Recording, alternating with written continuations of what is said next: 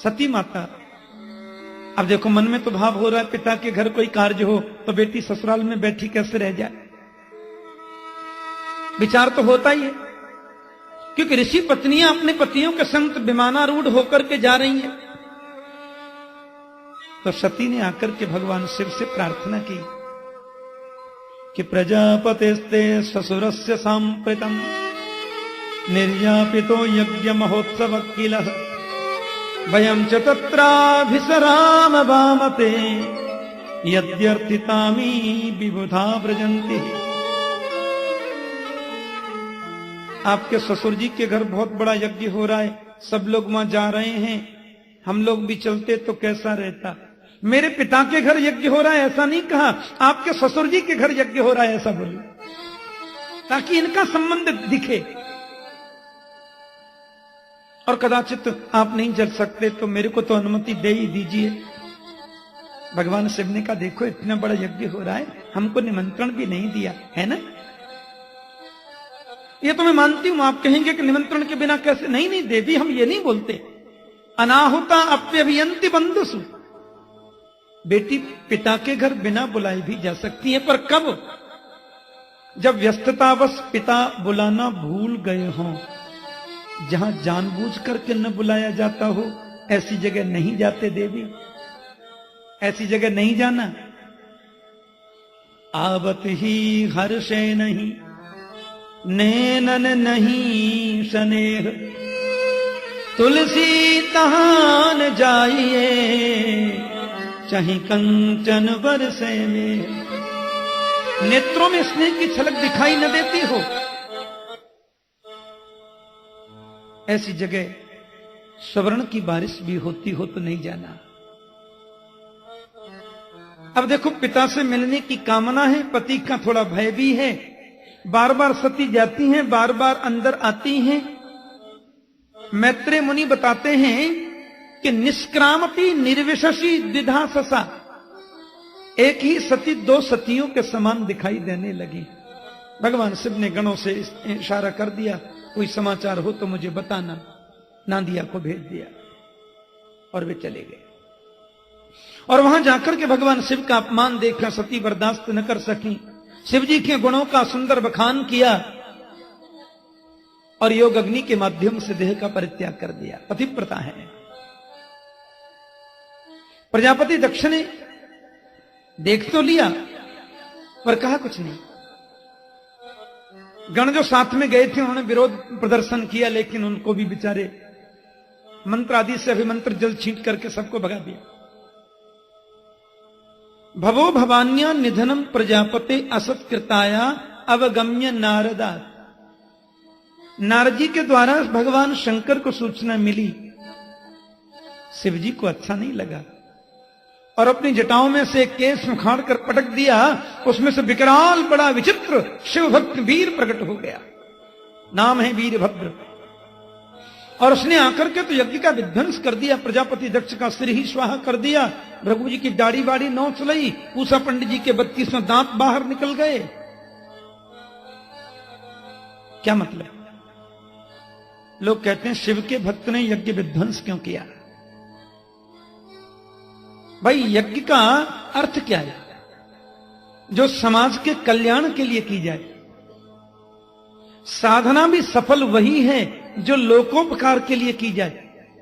यदि हम साधना करते हैं किसी को नीचा दिखाने के लिए तो वो साधना श्रेष्ठ नहीं है। हम तपस्या भगवान को पाने के लिए करें तो वो तपस्या सफल है, लेकिन हम तपस्या पड़ोसी को नीचा दिखाने के लिए करें तो वो तपस्या उत्तम नहीं है। उपासना करो समाज के कल्याण के लिए, भगवत प्राप्ति के लिए। किसी को नीचा दिखाने के लिए की गई साधना उपासना उत्तम नहीं है। प्रजापति दक्ष के इस यज्ञ का उद्देश्य देव पूजन नहीं था। इस यज्ञ का उद्देश्य आध्यात्मिक ऊंचाई पाना नहीं था। इसका उद्देश्य भगवान शिव को नीचा दिखाना था, बल्कि शिव को अपमानित करने का प्रयास था। और जहां शिव नहीं है वो यज्ञ पूर्ण हो कैसे सकता है? बिना शिव के यज्ञ नहीं होता पूरा। भागवत की कथा भी होती है ना, उसमें रुद्र कलश की पूजा होती नित्य, भगवान शिव की स्थापना, क्योंकि शिव तो कल्याण का रूप है। बिना शिव के कल्याण कैसे होगा? कल आप सुन रहे थे शिव स्तुति में। लेकिन सती ने कह दिया था कि मैं जन्म जन्म शिव पद अनुरागा, यही मांगा था। तते ही कारण गिरजा गृह जाई, जनमी पार्वती तनु पाई। वही जगदम्बा मां पार्वती के रूप में प्रकट होकर आ गई। अनेक रूप है माता के, बिना शक्ति के शक्तिमान रह नहीं सकता। और फिर इनका विवाह भगवान शिव से हुआ। रामायण में बड़ी लंबी कथा, ऐसी अद्भुत कथा, शिव विवाह का ऐसा सुंदर वर्णन है। दिल्ली में एक बार राम कथा कह रहा था मैं, तो शिव विवाह आता है राम कथा में तीसरे दिन। तो उत्सव प्रिय लोगों ने कहा कि शंकर जी आएंगे, शिव बारात निकलेगी, नांदिया पर बैठकर आएंगे शंकर जी। हमने कहा ठीक है। तो कहीं से उन्होंने शंकर जी तैयार किए और उनकी गले में ओरिजिनल अजगर सांप, नकली नहीं था, ओरिजिनल। और शंकर जी बैठकर आए नांदिया पर। तो बीच में जैसे रास्ता रहते हैं 2-2.5 फुट का, बोले इसमें होके ले आएंगे। भीड़ थी बहुत। अब नांदिया आ रहा था, शंकर जी बैठे थे, 10-5 भूत भी बन के आए थे, सब वृक्षों की डाली वाली सिर पे बांध के। बीच तक तो आ गई थी शिव जी की बारात। अब पता नहीं किसी श्रोता ने कुछ कर दिया कि पता नहीं क्या हो गया, नांदिया उछला भीड़ में, और शिव जी नीचे और नांदिया ऊपर। बोलो जैसे, और नांदिया भागा वहां से महाराज, जनता देख के। अब भगवान शंकर तो बड़े, वो तो रामलीला में शिव जी बनते थे, वो थे बहुत एक्सपर्ट। उन्होंने देखा जनता का ध्यान बटेगा, नांदिया भागा और शिव ने तांडव शुरू कर दिया। जनता उन्हें देखती रही, पैदल ही तांडव करते करते शंकर जी बारात में आ गए। इतना कृपालु है, अपनी ही बारात और अपनी आप डमरू बजा रहे हैं। बोलो जय श्री कृष्ण। हाँ, हमें नहीं है जरूरत, हमारा तो यही बैंड बाजा है। बोलो जय श्री कृष्ण। हाँ, ऐसे करुणाशील है भगवान भोलेनाथ।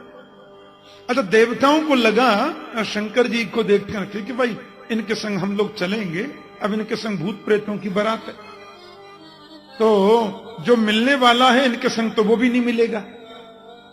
तो देवता ब्रह्मा जी और सब लोग अलग अलग अपनी मंडली लेकर हो गए। शिव जी बोले ये लोग ये सोच रहे हैं कि मेरा कोई नहीं है, तो सब अलग अलग चले जा रहे हैं, पीतांबरधारी और नीलांबरधारी और रक्तांबरधारी। शिव जी ने महाराज मंत्र शक्ति का प्रयोग करके संसार के जितने स्मशान भूमि है सब जगह सूचना भिजवा दी, सब जगह वायरलेस पहुंच गया, मालिक की शादी है, सब चलो।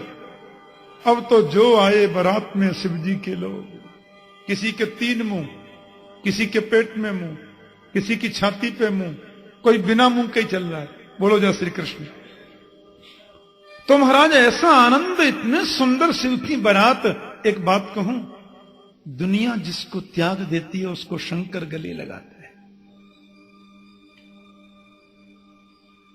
भक्तों को रहने के लिए राजमहल देता है और स्वयं श्मशान भूमि पर रहता है।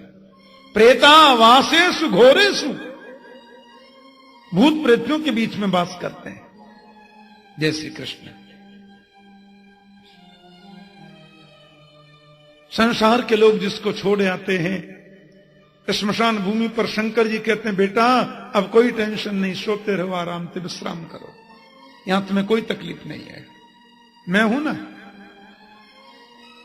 अपने रहने का ठिकाना नहीं, ना दीवार है, न दरवाजा है, न मकान है। भक्तों को राजमहल देते हैं, दोनों मिल गए। शंकर है विश्वास, माता पार्वती है श्रद्धा। बिना श्रद्धा के विश्वास को भटकना पड़ता है, और बिना विश्वास के श्रद्धा को जलना पड़ता है। काम तो तभी बनता है जब श्रद्धा और विश्वास दोनों मिल जाएं। जहां श्रद्धा है, जहां विश्वास है, वहां पुरुषार्थ का जन्म होता है। भगवान भोलेनाथ के बड़े पुत्र का नाम है कार्तिकेय। ये पुरुषार्थ का प्रतीक है। अच्छा, कोई आदमी कर्मयोगी तो है, पुरुषार्थी तो है, पर विवेक यदि नहीं हो तो बड़ा परिश्रमी है, खून पसीना एक करके ही भोजन करता है। हथौड़ा उठाया और पड़ोसी का मकान तोड़ने लगा। ग्रेनेड अभी लगवाया था, वो दौड़ करके आई, निकल के, भैया क्या बात है? अरे श्रीमान, अरे क्यों तोड़ता है भैया? अरे दरवाजा क्यों तोड़ रहा है हमारा? ये दीवार क्यों तोड़ते हो? नहीं बनी है अभी। बोले हम परिश्रमी हैं, जब तक पसीना नहीं निकलता नाश्ता नहीं करते। समझे? हम कोई आलसी नहीं है, खून पसीना एक कर लेंगे उसके बाद ही भोजन करेंगे। तो पड़ोसी यही तो बोलेगा, फिर अपना तोड़ना, मेरा काहे को तोड़ता है? बड़ा आया कर्मयोगी। तो कर्मयोगी तो कोई है, पुरुषार्थी तो है, पर विवेकी यदि नहीं है तो पुरुषार्थ काम का नहीं। इसलिए शिवजी के दूसरे पुत्र का नाम है विवेक, यानी कि गणपति। ये गणपति बुद्धि अधिष्ठाता, विवेक के प्रतीक है। अब आप ध्यान दें, जहां पर विश्वास है, जहां श्रद्धा है, जहां पुरुषार्थ है, जहां विवेक है, वहां समता है। भोलेनाथ के दरबार में विषमता नहीं है, शंकर जी के दरबार में वैषम्य नहीं है सज्जनों, यहां समता है। आहा, शिव जी के गले में है सांप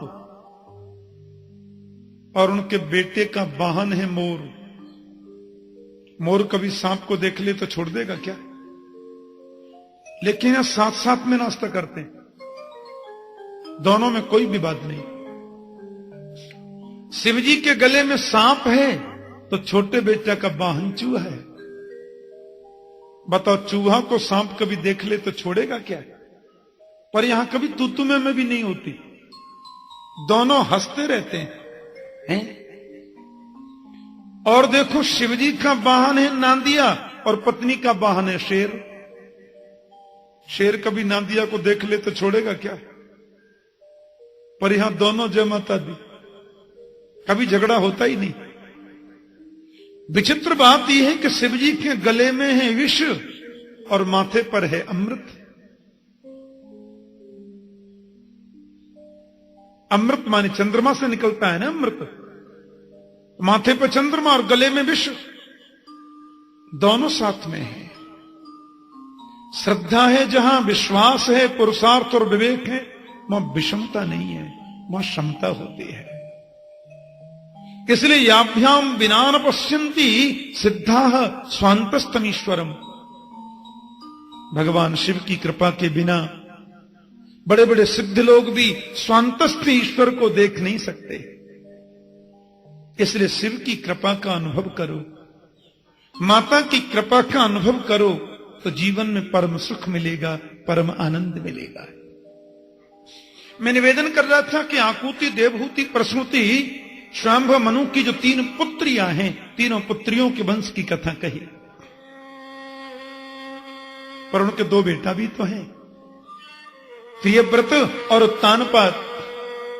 कि प्रियव्रतोत्तानपादौ शतरूपापते सुतौ वासुदेवस्य कलया रक्षायाम जगत स्थितौ।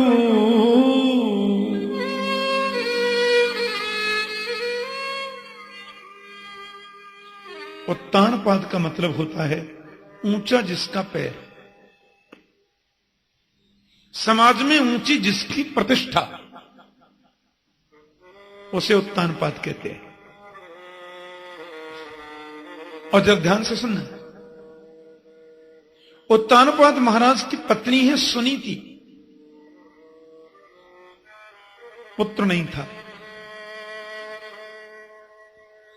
ये प्राचीन समय में राजाओं के ये प्रॉब्लम तो रहती थी,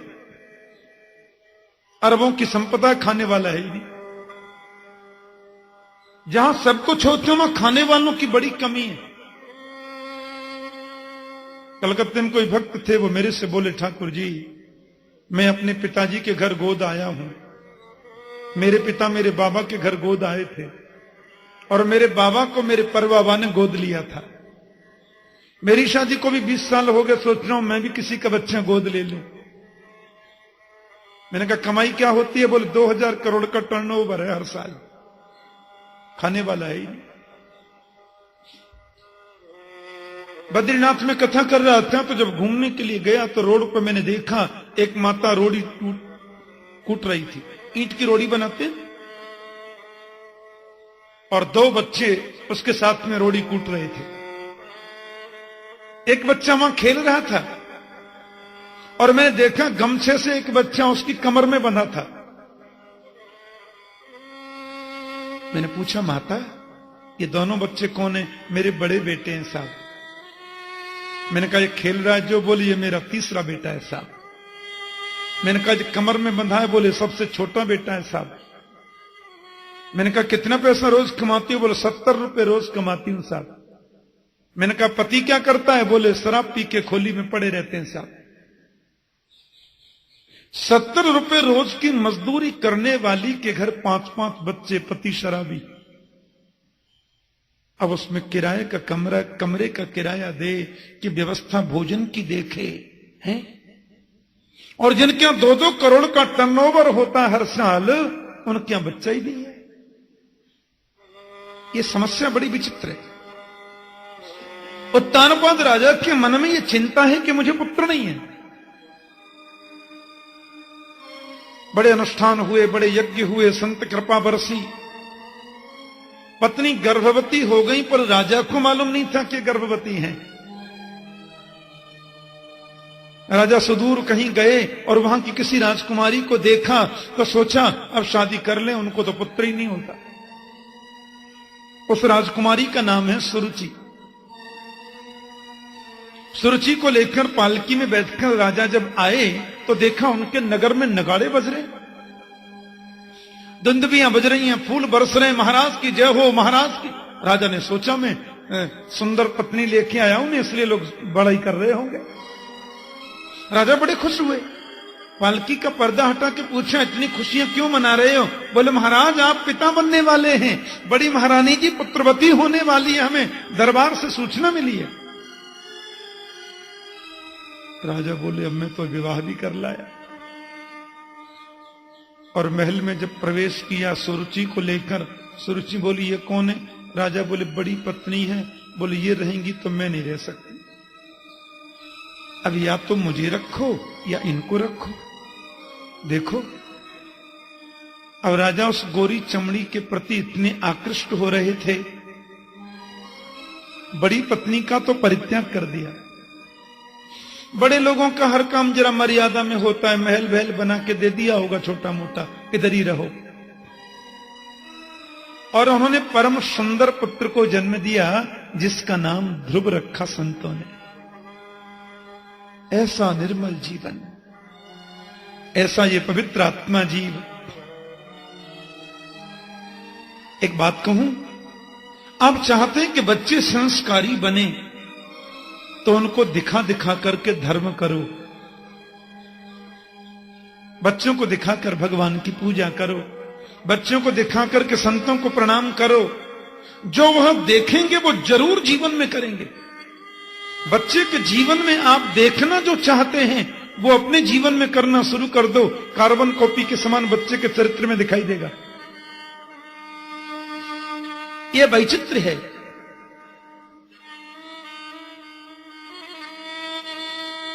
सत्संग में माता जाती, बच्चे को लेके जाती, और ये प्रयास तो हर मां को करना चाहिए। आप जब भी कथा में जाओ, जब भी सत्संग में जाओ, बच्चे को साथ लेकर जरूर जाओ, क्योंकि राष्ट्र का सर्व विनाश करने का सबसे बड़ा श्रेय कॉन्वेंट स्कूलों को जाता है।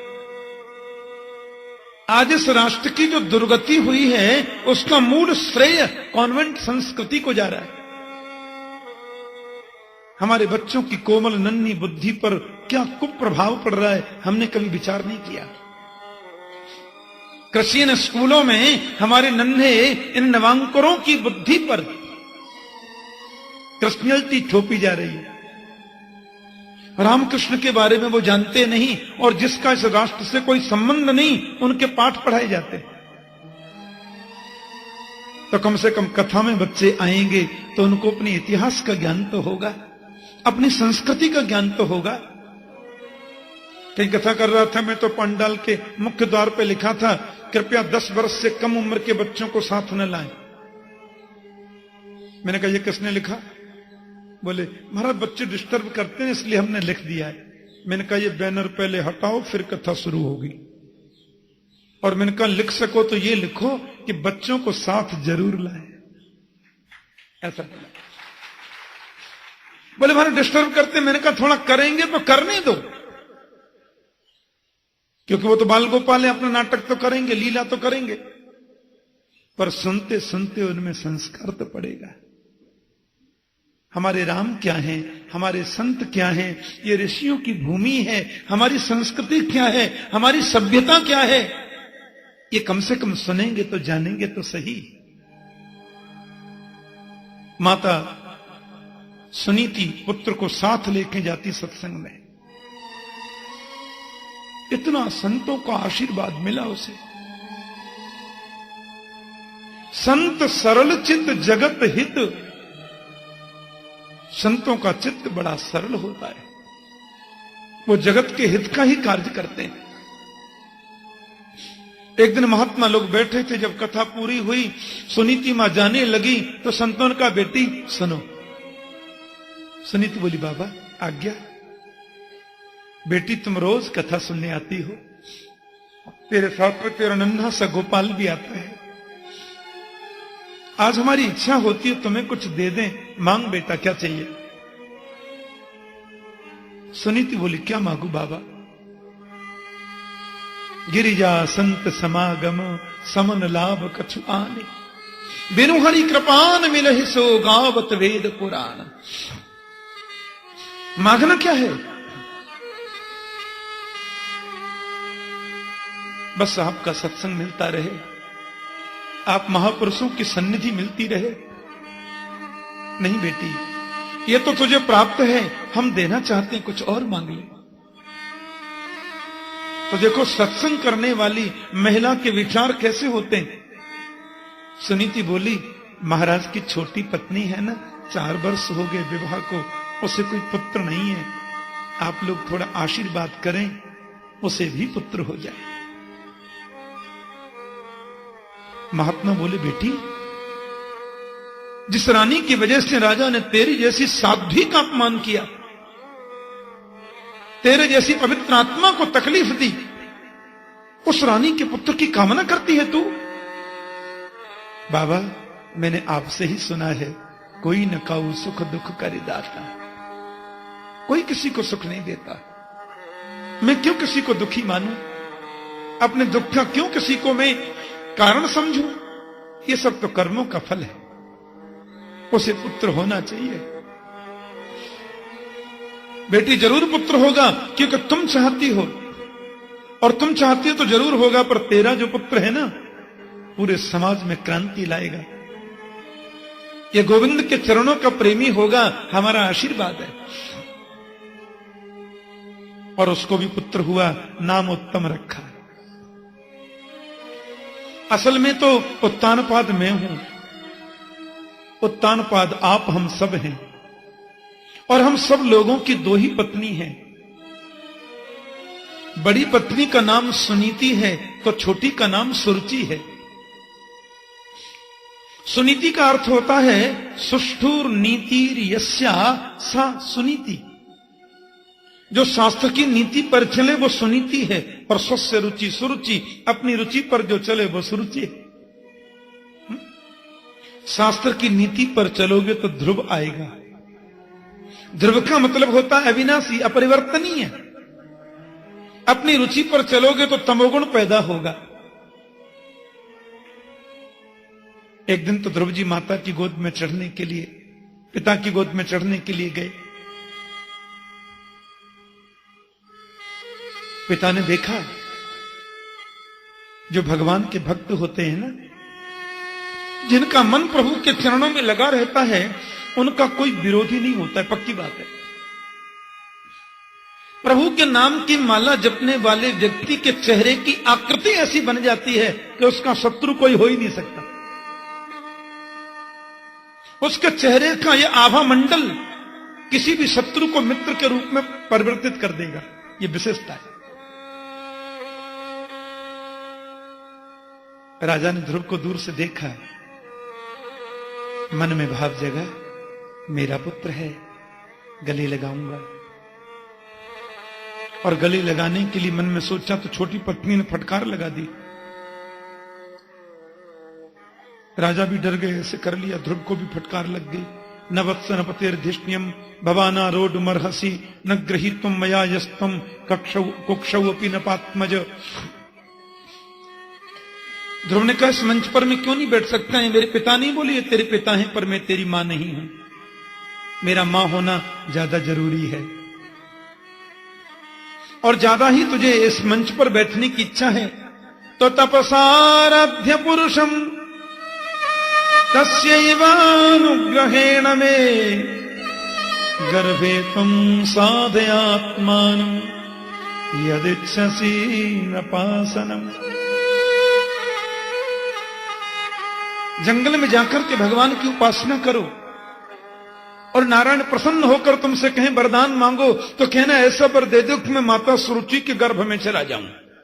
भगवान की कृपा से मेरे गर्भ में आएगा, गर्भ से जन्म लेगा, उसके बाद इस गद्दी पर बैठेगा, पहले नहीं। सुखदेव जी कहते हैं, राजन मुझे ऐसा लगता है कि सुरुचि ने अपने गर्भ को भगवान से भी ऊंचा मान लिया। साधन के द्वारा साध्य की प्राप्ति होती है, साधन से साध्य मिलता है।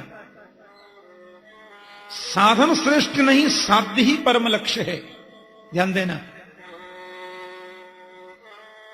आपको बंबई से वृंदावन आना है। आप अगस्त क्रांति में बैठ गए और सवेरे मथुरा पहुंच गए, वृंदावन आ गए, तो रेल हो गया साधन और वृंदावन हुआ साध्य। साधन के द्वारा साध्य की प्राप्ति हुई, लेकिन साध्य की प्राप्ति हो जाने के बाद में फिर साधन का चिंतन जरूरी नहीं है। मैं रेल में 3 टायर में आया कि एसी में आया कि फर्स्ट में आया कि ऊपर लटक के आया कि कहां बैठ के आया, अब ये सोचना जरूरी नहीं है। वृंदावन आ गए, कात्यायनी मंदिर में पहुंच गए, माता के चरणों में बैठ गए, अब ये सोचना जरूरी नहीं है कि रेल में गर्मी कितनी लगी थी कि ठंडी कितनी लगी थी। अरे होना था, हो गया हो गया, अब तो आ गए ना। ध्यान देना। तो सुरुचि ने भगवान को बना लिया साधन और अपने गर्भ को बना दिया साध्य। तो गर्भ नंबर 1 पे आ गया कि नहीं, और भगवान नंबर 2 पे चले गए। भगवान के द्वारा तो मुझे प्राप्त करेगा, अपने आप को इतना उच्च स्थान दिया। गर्भवास समम दुखम न भूतो न भविष्यति। उस गर्भ को इतना ऊंचा पद प्रदान कर दिया। ध्रुव जी तो रोने लगे, पता चल गया सुनीति मैया को। उन्होंने भी दौड़ करके ध्रुव को कंठ से लगाया। ध्रुव ने बहुत कुछ कह दिया, बच्चा है, बाला नाम रोदनम बनम, रोते भी जा रहे हैं, गुस्सा भी आ रही है, ग्लानी भी है। मैया ने तो बहुत अच्छी बात कही कि मां मंगलम तात परे सुमंस्थाम भुंक्ते जनो यत् पर दुःखदस्तत्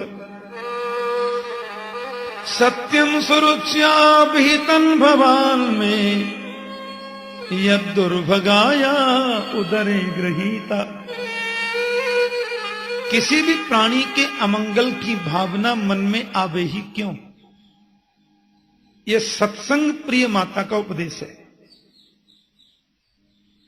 दुनिया में जो कुछ भी पाते हैं लोग अपने कर्मों से पाते हैं, फिर किसी के भी प्रति रोष और द्वेष क्यों?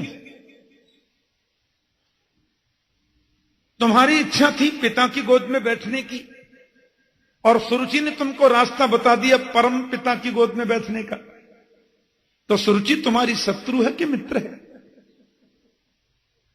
तू तो इस पिता की गोद में बैठने को तड़प रहा था, सुरुचि ने तो पिता के पिता के पिता के परम पिता की गोद में बैठने को बोल दिया। और मेरे लिए इससे बड़ा सद्भाग्य कोई हो सकता नहीं, मुझे ऐसा लगता है।